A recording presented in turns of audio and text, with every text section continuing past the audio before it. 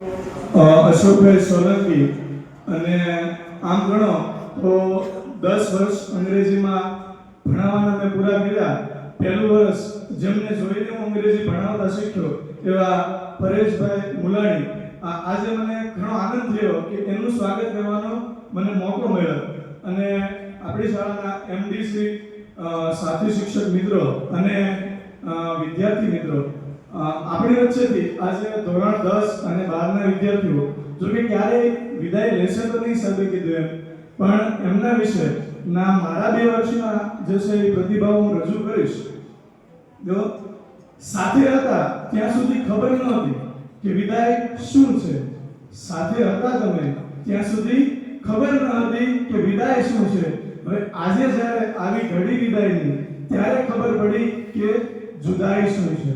તો ધોરણ 10 અને 12 ના વર્ગ શિક્ષકો માટે આખું વર્ષ એટલું યાદગાર હોય છે કે વર્ષની શરૂઆતમાં કેટલાક વિદ્યાર્થીઓ એના ક્લાસમાં આવે છે અને અત્યારે વર્ષનું અંત જ્યારે આવે ત્યારે એ ક્લાસ, એ બેન્ચ ખાલી મૂકીને જતા રહે છે.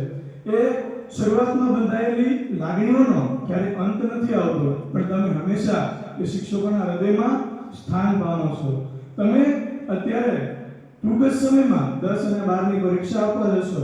પૂરી મહેનત સાથે આપજો, કેમ કે તમે ઘણી વખત સાંભળ્યું હશે કે A4 સાઈઝનું એક કાગળ અને એ પરિણામ તમારું ભવિષ્ય નક્કી નથી કરતું, પણ એટલું યાદ રાખજો કે એ A4 સાઈઝનું કાગળ તમે જે ભવિષ્ય નક્કી કર્યું હશે ને એના માટેની તમારી યોગ્યતા જરૂર ઊભી કરશે.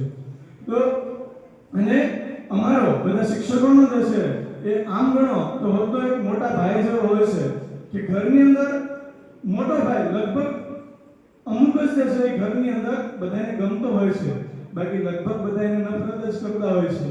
કેમ કે નાના જે ભાઈ બહેન હોય છે એને હંમેશા રોકટોક કરતો હોય છે કે તારે આ નથી કરવાનું, આ તારા માટે યોગ્ય નથી, તારે એ વસ્તુ નથી કરવાની. પણ એટલું યાદ રાખજો, જ્યારે જિંદગીમાં ક્યારેક તમારે ખોટા પગલાંને લીધે તમે બહુ મોટી મુશ્કેલીમાં આવી જશો ત્યારે તમને એ જ મોટો ભાઈ યાદ આવશે કે જેણે તમને રોકટોક કરી હશે, જે તમે ખોટું કાર્ય કરતા હશો એના માટે તમને સાચી સલાહ આપતો હશે, પણ ત્યારે તમને નહીં સમજાય. પણ એ જ્યારે સાથે નહીં હોય ત્યારે સમજાશે કે એને આપેલી એ સલાહ મારા માટે યોગ્ય હતી. એવી જ રીતે અહીંયા પણ જે શિક્ષકો છે ક્યારેક તમને ખીજાયા હશે, ક્યારેક તમને એમ પણ થયું હશે કે મારો આમાં વાંક પણ નહોતો, પણ તમને સાથે છે ત્યાં સુધી ખીજાશે. સાથે નહીં હોય અને ક્યારેક મુશ્કેલીમાં મુકાશો ત્યારે યાદ આવશે કે જો મારે એ સાહેબે કીધું ત્યારે હું અહીંથી અટકી ગયો હોત તો કદાચ મારી આ પરિસ્થિતિ ન હોત. અને શાળા અને વિદ્યાર્થીનો સંબંધ કેવો હોય છે એને લગતો એક પ્રસંગ તમને કહીશ કે જ્યારે એક વિદ્યાર્થી શાળા પાસેથી પસાર થતો હતો ત્યારે એને શાળાએ પૂછ્યું, કેવી ચાલે છે તારી લાઈફ? ઘણી તને ઉતાવળ હતી કે આ શાળાની કેદમાંથી મારે આઝાદ થવું છે, તારી આઝાદીની લાઈફ અત્યારે કેવી છે? ત્યારે વિદ્યાર્થીનો એક સરસ મજાનો જવાબ આપે છે કે હું તારાથી આઝાદ નથી થયો, શાળાથી હું આઝાદ નથી થયો, હું જિંદગીનો ગુલામ બન્યો છું. તારાથી આઝાદ નથી થયો, જિંદગીનો ગુલામ બન્યો છું. કંટાળી ગયો હતો શાળાના એ ટેસ્ટ પેપરોથી. આજે એવા સવાલો આવે છે કે જેના માટે નથી કોઈ ગાલાનું અસાઇનમેન્ટ, નથી કોઈ નવનીત કે નથી કોઈ જે તમારી પાસે સાહિત્ય જેમાં એનો જવાબ મળે, અને ખાસ નથી એ શાળાનો સ્ટાફ રૂમ કે જેની અંદર હું પગ મૂકું ને તો મારા બધા પ્રશ્નોના હલ થઈ જાય એવા મારા ગુરુજનો બિરાજમાન હતા. શાળાનો એ 12 ને 25 નો બેલ હજી મને યાદ છે કે 12 ને 25 એ બેલ પડતો હતો અને હું સમયસર જમી લેતો હતો. આજે મારી આજુબાજુ એવો કોઈ બેલ નથી પડતો અને હું ક્યારેય સમયસર જમતો નથી. 5 વાગે અને શાળાના એ મારા વાહનો કે જે 5 વાગે ને એટલે તરત મારી રાહે ઊભા હતા અને સમયસર હું શાળાથી ઘરે પહોંચી જતો હતો. અત્યારે વાહનો મારા પોતાના છે પણ હું કોઈ દિવસ ટાઈમે ઘરે નથી પહોંચતો.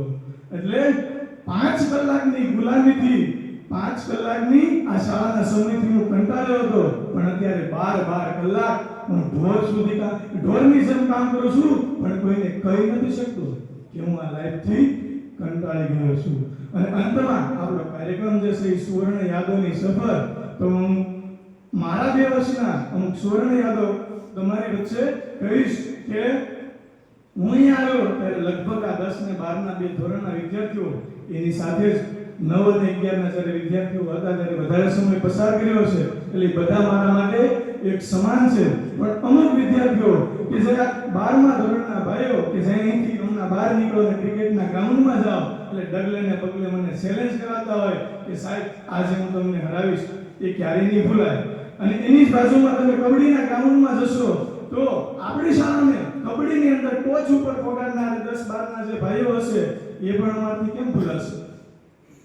અને આપણી શાળાના કોઈ પણ સાંસ્કૃતિક કાર્યક્રમો હોય એની અંદર અમુક વિદ્યાર્થીઓ જે પાત્રો ભજવતા હોય, જાણે કે તમારી સામે વિદ્યાર્થી નથી, કોઈ પાત્ર જે એને લીધું છે ને એ સાક્ષાત તમારી સામે છે એવો તમને અહેસાસ કરાવતા હોય, એને પણ ક્યારે ભૂલાશે નહીં. અને એ જ કાર્યક્રમો અને એક નહીં એવા શાળાના અનેક કાર્યક્રમોને સૌથી વધુ સફળ બનાવતા એ સ્ટેજની બાજુમાં બેસેલા એ બધા સાઉન્ડ સિસ્ટમ મંત્રીઓ જે તમારો આખો સાંસ્કૃતિક કાર્યક્રમને સફળ બનાવતા હોય એને પણ ભૂલાશે જ નહીં. અને સૌથી જે છે એ ભૂલવા અઘરા છે એવા શાળાના એક ખૂણામાં આવેલું મારું સૌથી પ્રિય ગ્રાઉન્ડ એટલે કે ખોખોનું ગ્રાઉન્ડ. અને એની અંદર હર હંમેશા અહીંયા આવ્યા ત્યારથી 2 વર્ષ જે વિદ્યાર્થીઓ મારી સાથે પસાર કર્યા છે એને ભૂલવા તો લગભગ અશક્ય છે. અને અહીંથી જ્યારે બહાર અમે ક્યાંક કોઈ સ્પર્ધામાં જશું ત્યારે સામેવાળી ટીમને હંમેશા અપાવતો અને યોગ્ય ડિસિઝનો યોગ્ય સમયે હતો એ અમારી ટીમનો કેપ્ટન લગભગ નહીં ભૂલાય. અને અંતમાં જે ઘણા વિદ્યાર્થીઓ જે અમારે અહીંયા આવતાની સાથેથી 2 વર્ષ સુધી સતત ટોપર છે, ખાલી ભણવામાં જ નહીં પણ કોઈ પણ એક્ટિવિટી હોય, સાહેબ મને આવડે કે ન આવડે હું એની અંદર ભાગ લઈશ એવા અમારા 9મામાંથી અત્યારે 10મા સુધી આવેલા 2 વર્ષ સુધી બધી એક્ટિવિટીઓમાં ભાગ લેનારા, ભણવામાં પણ આગળ રહેનારા વિદ્યાર્થીઓ એને પણ નહીં ભૂલાય. અને અંતમાં બંને ધોરણના બહેનો વિશે ખાલી એટલું જ કહીશ, કેમ કે એના વિશે ઝાઝા શબ્દો બોલું તો લગભગ સ્પીચ પૂરી નહીં થાય, કે જ્યારે મારી લાઈફમાં જ્યારે હું મારો જમણો હાથ જોઈશ ને ત્યારે તમને યાદ કરીશ, કેમ કે તમારા હાથે એ હાથ પર બંધાયેલી રાખડીના લીધે આ ભાઈનો હાથ સલામત છે અને એ હાથ સલામત છે ત્યાં સુધી હું સલામત છું. એટલે તમને ભૂલવા એ લગભગ અશક્ય છે. અંતમાં I miss all my brothers and sisters. Enjoy life without pressure of teacher and freedom of school.